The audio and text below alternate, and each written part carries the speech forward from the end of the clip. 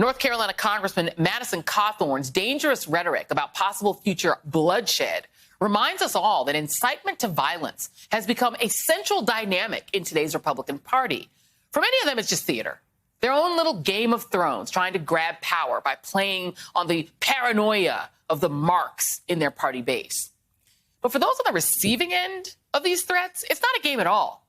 A growing number of increasingly unhinged people, who I won't even dignify by calling them activists, have fed off of this poison and are targeting school boards and healthcare professionals and sometimes even children. Yesterday in Lee County, Florida, a fight broke out over a new mask mandate during an interview with the Fort Myers NBC affiliate. In eerie echoes of the January 6th insurrection, some are threatening to go even further. We have authority in Christ Jesus. These are demonic entities in all the school boards of all the United States of America, and all of us Christians will be sticking together to take them all out. Forget going into these school boards and bringing data. You go into school boards to remove them. That's what you do. They don't follow the law. They don't follow the law. You go in and you remove them. I'm going in with 20 strong men. I'm going to speak in front of the school board, and I'm going to give them an option. They can leave or they can be removed. Civil war's coming, people. Get your guns. This is where they live. Find out who lives closer to you. Write up a letter. Go to their door. Knock. Leave it. Make noise. Let them feel unsafe in their homes, because tyranny has never been voted out of office. Many of these school board meetings have been abruptly canceled because of these outbursts. These folks would like you to believe that this is some kind of organic movement on behalf of a majority of Americans, but the facts tell a very different story. These AstroTurf protests have been primed by right-wing think tanks, have included the Proud Boys, and even people who don't have kids in the schools where they protest. And a new Ipsos Axios poll shows that while these twisted ravings get tons of coverage, the loudest voices do not equal majorities. Nearly 7 in 10 Americans support their local school districts requiring teachers, students, and administrators to wear masks in schools so kids don't get sick and wind up in the hospital or dead or infect their parents. Joining me now is Congresswoman Val Demings of Florida. She was an impeachment manager in the first Trump impeachment and is a candidate for the United States Senate. And, you know, and thank God you're also former law enforcement, because I have to ask you, I'm going to put up the list of schools that have mask mandates in defiance of the governor, including my former county where my kids went to school, Broward County.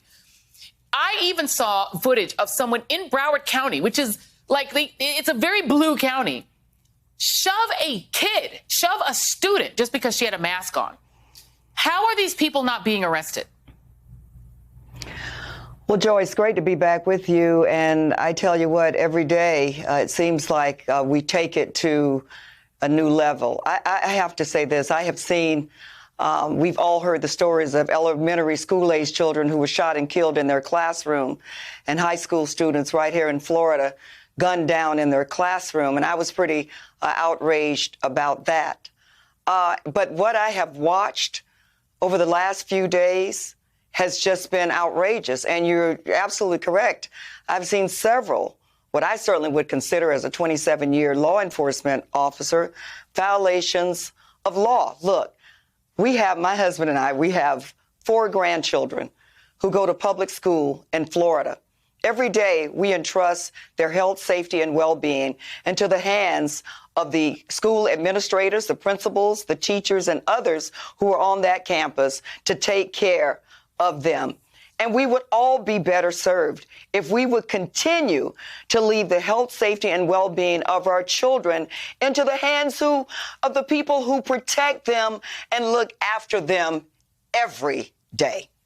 You know, and my kids played soccer in school. They were required to wear shin guards. They couldn't come without the shin guards. They couldn't play. Mandates have always been a part of school all over the country, including in Florida. Right now, Florida's kids, 6% of the U.S. population, but Florida has accounted for 20% of the country's 20%, 1/5 of the pediatric coronavirus hospital admissions since July. Taylor County, which is southeast of Tallahassee, which you'll know Taylor County, they've closed their schools because of COVID outbreaks. And yet the governor of Florida, Ron DeSantis, despite the court ruling against him, is now withholding the pay of school boards in Broward County. Your thoughts? Again, we put the health, safety, and well-being. We trust the school administrators and others who deal with our children every day. We put the safety of our children in their hands every day. And why would you treat Taylor County the same way you would treat Miami-Dade or Orange or Broward County? Those decisions are best left into the hands of those local first responders and other officials who respond to those calls every day. I heard someone say when a person dials 911, Tallahassee's not responding.